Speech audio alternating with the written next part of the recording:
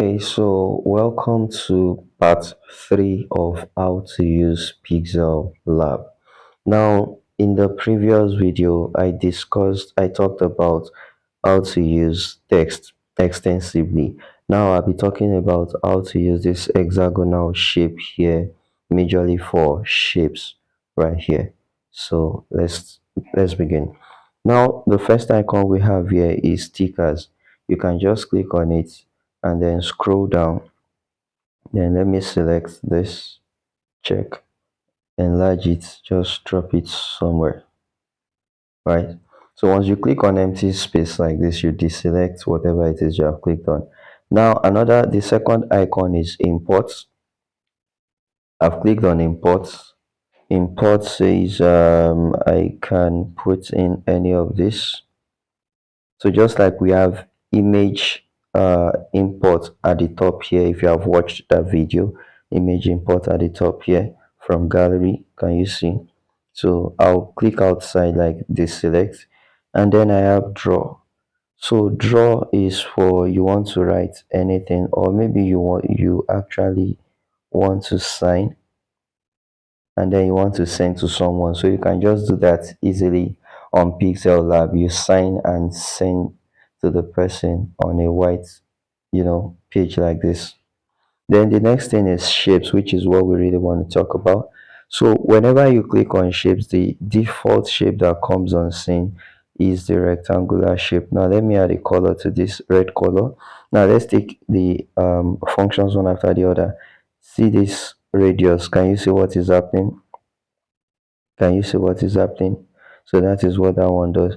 Opacity will reduce. Can you see? If you reduce it, it will fade off, right?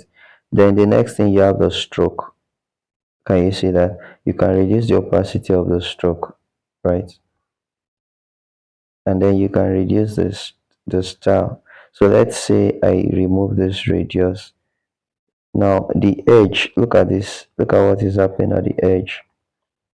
Can you see the edge was curved, this one, and then this one is sharp.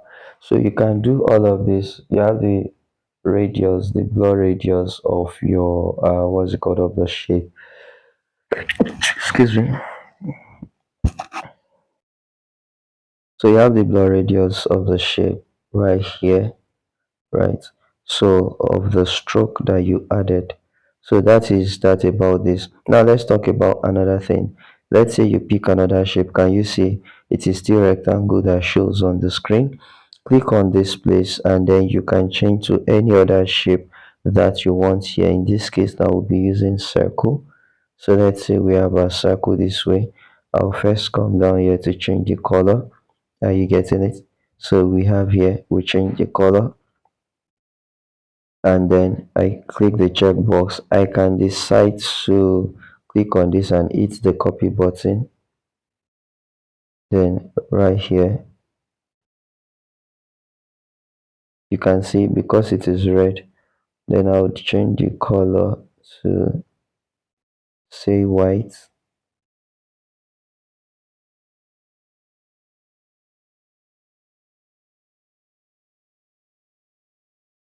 So you can see this crescent shape, right? So you can see this crescent shape right here. It's a combination of two colors, two shapes rather. So it is just the positioning that makes it kind of different. So I can, rotate this and then move it here. So as I've moved it now, you can see that it is not showing because it is under another layer. So if I click on see to front, can you see? So it has come to the front. So look at what we have right here. So you can do a lot with all of this. You can do a lot with all of this. Let's click on the bezier icon.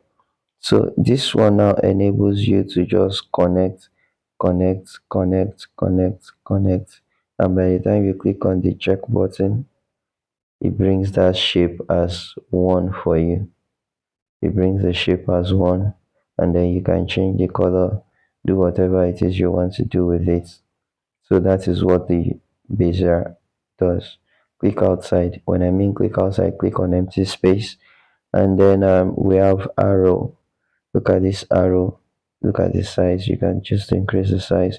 You can choose to increase the tail size. The different types here. So let's see the arrow edge size, and then let's say we change it to this, and then you can see this opacity. It's still the same thing, same function that it does. So let me use white for this, and then the stroke remains black. So let's say I'm bringing this right here.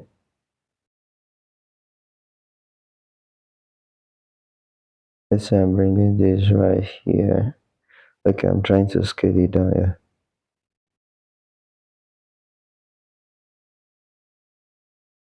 So this is just trying to combine shapes randomly.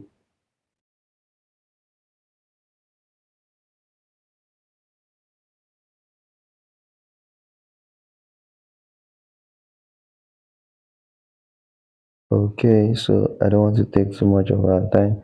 Just come here to position, increase, reduce, increase. Yeah, and then there we have it. So you can do all sorts of things that you want here. So these are the major features right here.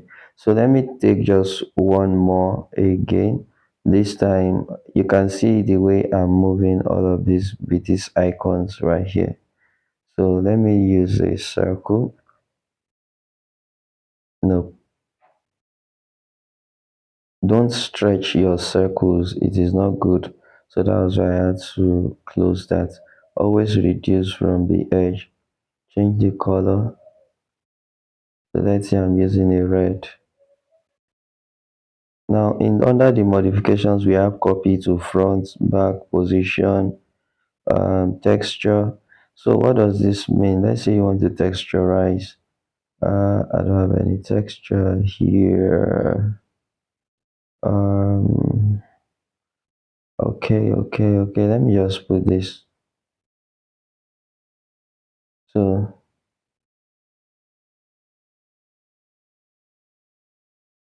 I think the color is not making it.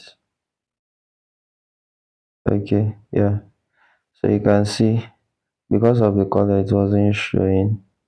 So now that I've put this here, you can see right there. So let's say I want to texturize with another image, say of this lady. So if I want to texturize, I can say this is just the part that I want of. Can you see? So this is how some people put images into shapes. So they just put the parts they want, and then the thing is there already. So it's like you are power clipping it into it. All right. So let's talk about opacity. Opacity here now, you can reduce the opacity, and you see it will become fade. So we have color filters whereby you are changing the color. It won't work for this. It won't work for this. So for us to use color filters, let me bring in an image. Let me bring in an image. Okay, so this image should work out well. So let's say I want to use color filter on this image. Can you see? Can you see the way our color is changing? Can you see that? Saturation, brightness, and things like that. So can you see? So the way our color actually changing. So this is what you use to change colors. Let's say you download a balloon, a red balloon, you want to change it to green.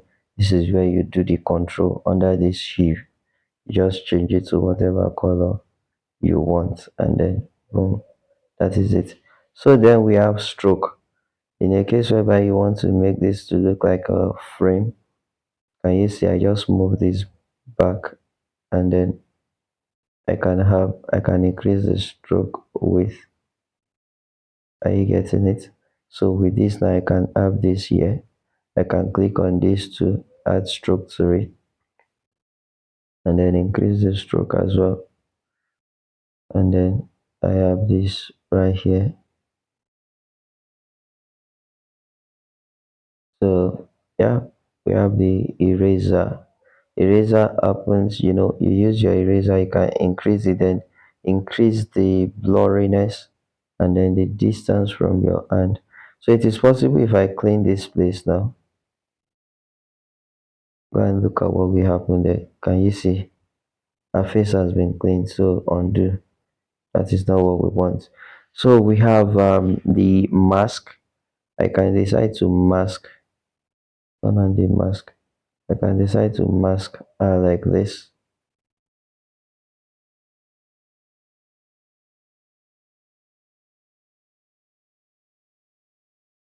So now why is this showing this way? We have in and we have out. So in case whereby you want to mark someone in a shape of your choice, this is how you do it. So when you click on it, you can turn all these, like you can just do a lot. You can do a lot. You can do a lot with that masking. So why was my masking showing like that? Like it is simply because I used stroke. So because of the stroke I use, so let me take out this stroke, turn it off. Can you see what is happening?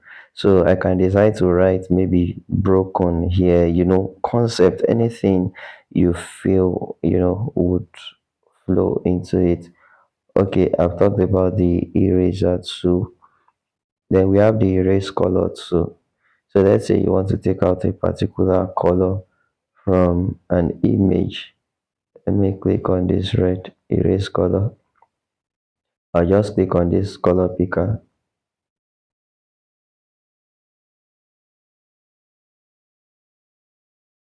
Okay, then check.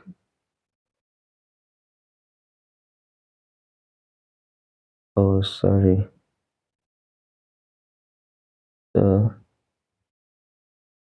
erase color picker, erase the red color. Sorry. Erase color picker, select the red color, check. So once you check, can you see tolerance? Can you see it is gone ahead? This is what we're supposed to do. So let me use this one for example so you will get it. Click on this, select. I want to erase the brown. Check first, right? Tolerance, can you see? Can you see? Smooth edges, can you see? All the brown gone, all the brown gone, just like that. So that is what it does.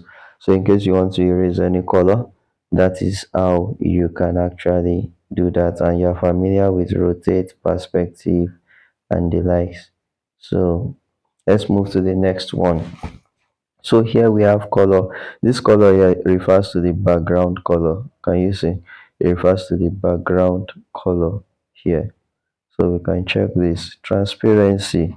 You can remove the transparency such that, let's say you want to have your logo, right? Or you want to write your name, and let's say you are a photographer or you are a baker or things like that, and you want to be putting your name on your works. So you can do something like this. You write your name, you remove the background, and then you export it as PNG. So when you want to export, you come up here, you click on save as image, you make sure that this is on PNG. You put it on PNG, set this one to ultra, and then you export it like that. So but since we want color here, let's just retain the color, or let's just use our white color. White, yes. So here we have image size. You can easily change this image size to anything you want. Let's say profile picture or this one, still the same. YouTube thumbnail, let's click on it. 16 by 9. Can you see? 16 by 9 is going to give you something like this, right? Take it back. So image size. So there are times whereby you want to design and you need to first check what the image size is supposed to be, right, of the design you want to do. You need to be aware. You need to be aware if you are designing a banner that will be printed, you need to know what the image size will be. Maybe it is measured in feet, and then you convert it to pixels, and then you work with it on your Pixel Lab app. So you can always do those ones on Google. Here we have image. This is still talking about background image. Can you see? As though that is the background already. So then we have from gallery. That is, you can easily select images from your gallery right here. Now, once we selected that image, now that image happens to be the background. Let's click on another one and then select the image of this lady. Can you see that automatically our image size has changed because of the image we used as background? So this is another tip for you. Let's say you want to do a design and you are not sure as to what the exact background should be. So what you can do is just go and find a similar design. By the time you import that design like this, it's going to give you the what's it called, the image size that you should use, so it makes life easy for you. Now we have from camera, which means you can click on it and then whatever you take you use. So the last icon here talks about rotate. Can you see? You can rotate the whole thing, and then you can talk about the next. You see this this design, well, this was not looking like anything design or anything before, but look at what happened just with the introduction of color. Just with the introduction of color and with little rearrangements, now everything is going to be looking like, oh, it's a nice design, and you know, things like that. So that is why I said in my previous video that color really matters. Usage of colors and things like that, all of those things really matters a whole lot. It matters a whole lot. It matters a whole lot. It matters a whole lot. So if you have not watched my video on color wheel, please make sure you do so. Now some people like adding noise, that's that grain effect to their work. If you like it, you can also do it, right? So just do it in such a way that it looks cool, not off. So we have stripes right here. You can bring it down.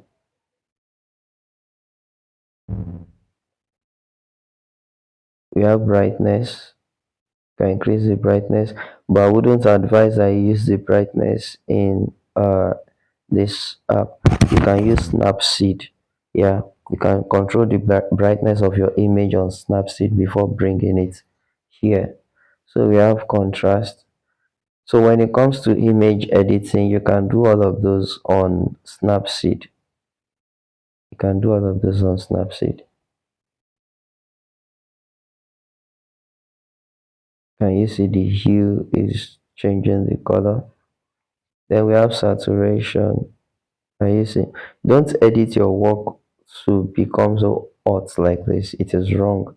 Just a little bit of enhancement, and it should not be too obvious. You just want to bring out the color a bit, right?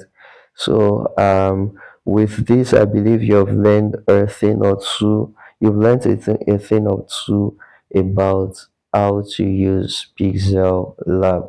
So you can come up with anything, come up with something creative. In my next video, I'll be talking about how you can download fonts and import it into your Pixel Lab, because by the time we are designing, we are not going to be using majority of the fonts that we have here on Pixel Lab. You need to use fonts that are really, interesting, fonts that look matured.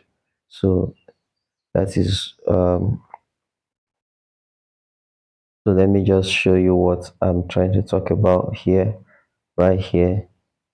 So you can see fonts, you can see my fonts, right? I've downloaded some fonts. That's why you see some people, they do some designs and their designs are looking really stunning. So this is that is why we need to learn how to download fonts. So make sure you watch the next video on how to download and import fonts into your Pixel Lab. Peace.